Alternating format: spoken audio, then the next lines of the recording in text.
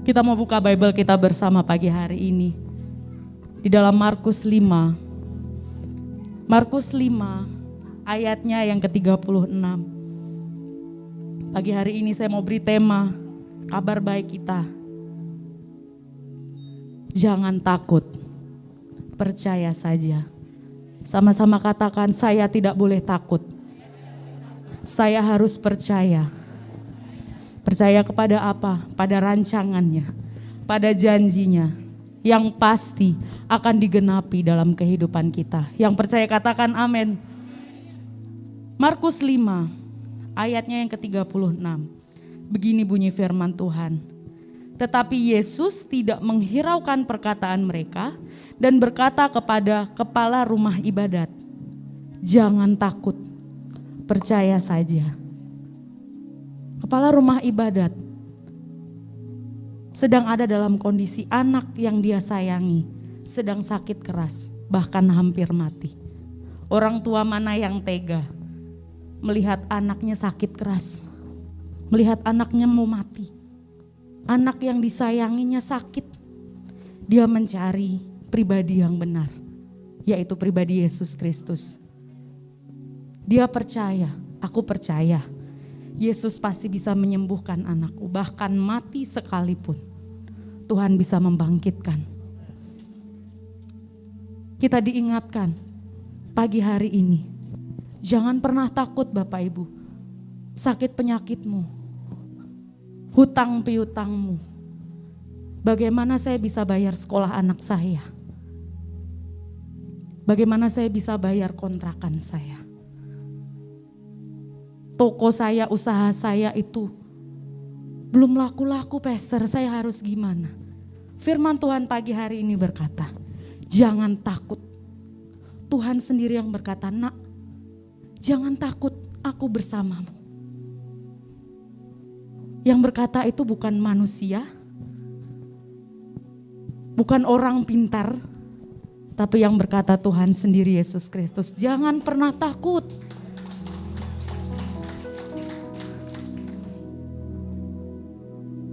Bapak Ibu Saudara sekalian, kadang-kadang kita suka kita suka kemakan sama statement-statement yang sebenarnya nggak benar gitu ya. Kayak kita bilang nggak apa-apa kok khawatir, manusiawi. Sebenarnya ya bisa dipahami kata-kata itu datang dari mana, tetapi bukan berarti it's okay kalau kita khawatir. Sebenarnya enggak, it's not okay.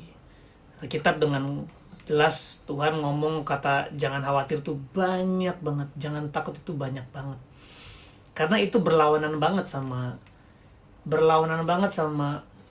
apa yang Tuhan mau, ya, yang namanya iman. Ya.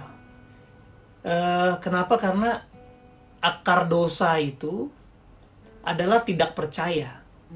Kita lihat ketika manusia jatuh dalam dosa, ada akar sebelum. Jadi sebelum dia jatuh dalam dosa, sebelum dia tidak taat sama Tuhan, ada satu hal yang bikin dia jatuh, yaitu nggak percaya, ya, bahwa perkataan Tuhan lah yang harusnya menjadi perenungan, menjadi sebuah hal yang paling penting buat manusia, ya, Taman Eden. Tapi saat itu manusia lebih memilih untuk percaya sama iblis. Akhirnya dia memakan buah itu. Akhirnya dosa masuk ke dunia. Jadi kenapa Tuhan bilang jangan takut, jangan, coba deh, banyakkan mana kata jangan takut sama jangan berdosa? Coba teman-teman boleh hitung. Ya, kata-kata jangan takut, jangan berdosa lebih banyak mana? Kalau secara sederhana saya lihat Yesus nggak terlalu banyak ngomong jangan berdosa. Dia cuman ya walaupun ada beberapa kata yang memang tidak secara jelas ngomong jangan berdosa, tapi ada yang misalnya kalau kamu mengingini ya cungkillah matamu, ya itu mungkin Tuhan mau bilang juga jangan berdosa, tetapi Tuhan nggak fokus sama itu, karena that's not the real problem. Karena dosa itu dikalahkan sama Yesus, dosa itu dikalahkan, kuasa dosa telah dikalahkan. Tapi masalahnya manusia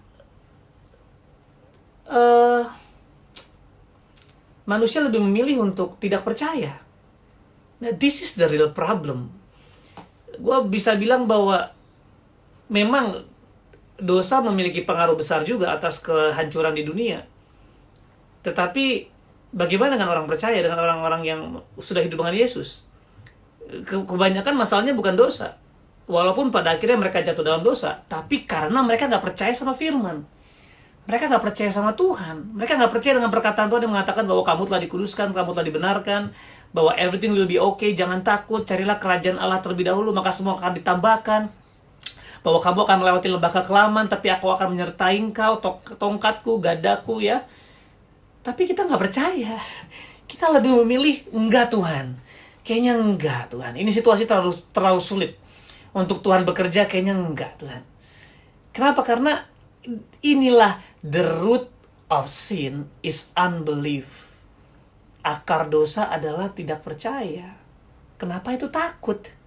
Kenapa kita takut? Karena nggak percaya. Ya, jadi gue setuju waktu itu Echa Sumantri bikin bikin live Instagram bagus banget. Dia bilang banyak orang Kristen bilang nggak apa-apa, khawatir, maklum manusia. No. Tapi dia bilang enggak, itu nggak Alkitabiah, dan saya setuju banget. Tuhan bilang jangan takut, jangan khawatir, karena it's killing you, it's killing your faith. Ya, Tuhan berikan kita iman supaya kita bisa belajar, ya, supaya kita bisa hidup dalam tuntunannya, supaya kita bisa hidup dalam damai sejahtera karena iman, bukan karena melihat, ya, bukan karena merasa. Jadi hari ini kalau lu nanya, Kak, lu nggak ngerti apa yang gue alamin, memang gue nggak ngerti, dan gue yakin kalau gue jadi lu, gue juga mungkin nggak mampu. Sama juga kalau lu jadi gue juga, lu nggak mungkin mampu. We all have struggles in life. Janganlah takut, sebab aku menyertai engkau. Janganlah bimbang, sebab aku ini Allahmu. Aku akan meneguhkan, bahkan akan menolong engkau. Aku akan memegang engkau dengan tangan kananku yang membawa kemenangan. Haleluya. Saudara, ternyata seluruh dunia, kalau dilihat ayat yang paling banyak dibuka dan dibaca orang sepanjang 2022 itu ayat ini. Menarik sekali. Berarti banyak orang sedang mengalami keadaan yang sukar dan mereka membutuhkan penguatan, mereka membutuhkan semangat, firman yang meneguhkan, dan janji Tuhan bahwa Tuhan akan memberikan kemenangan. Karena itu tema dalam program ini juga saya tuliskan, janganlah takut, jangan bimbang. Ini dua hal ini, jangan takut, jangan bimbang. Dalam hidup ini kita sering kali, saudara, kita takut melihat, memandang apa yang kita temui, apa yang kita lihat, apa yang kita perhatikan. Ya, apa yang kita timbang dengan pikiran. Jangan bimbang. Kenapa, saudara? Karena terlalu banyak keraguan-raguan, makanya orang bimbang. Ini gimana ya? Ini bisa nggak ya? Aduh, ini boleh nggak? Nggak.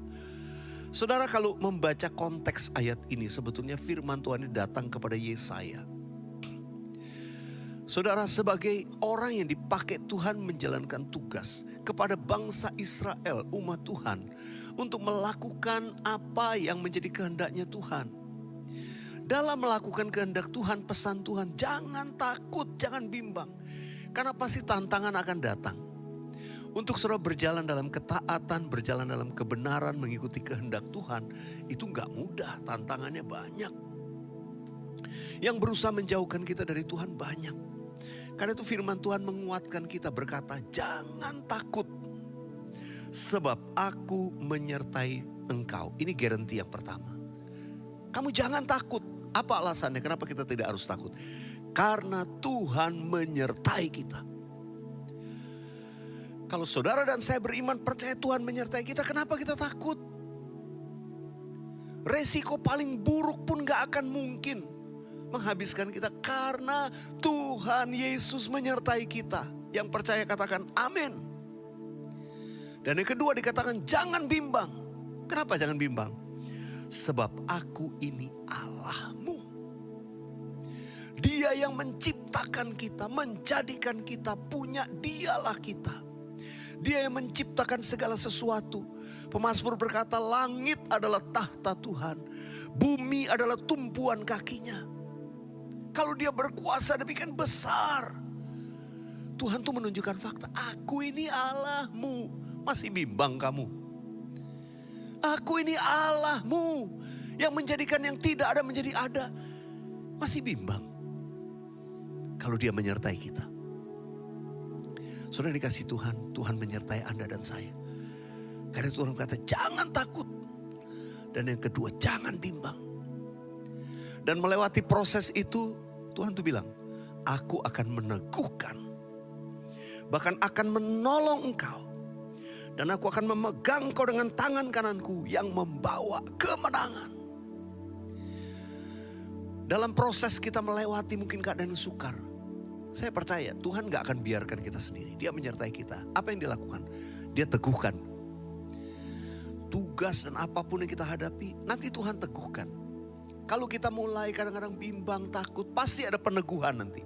Entah itu Tuhan mengutus siapa, memberikan peneguhan, konfirmasi. Tiba-tiba dengar kesaksian ini, wah diteguhkan. Itu gak kebetulan, itu Tuhan lagi meneguhkan kita. Supaya kita gak goyah, supaya kita gak bimbang. Tuhan bilang, aku akan meneguhkan. Lalu Tuhan akan menolong engkau. Nanti cara Tuhan tiba-tiba kita diluputkan dari sesuatu. Pertolongan Tuhan datang dengan tidak terduga. Saudara kita tuh tidak bisa mendikte Tuhan. Tuhan caranya harus gini, enggak. Tapi Tuhan pasti menolong kita. Dengan iman engkau percaya Tuhan pasti menolong saya. Dan dia akan memegang kita dengan tangan kanan yang memberikan kemenangan. Pasti melewati masa itu. Lama-lama mungkin saudara sudah kelelahan secara rohani. Saudara mungkin rasanya kepayan, sudah mau jatuh, sudah goyah. Tapi Tuhan akan memegang tangan kananmu yang memberikan kemenangan. Dia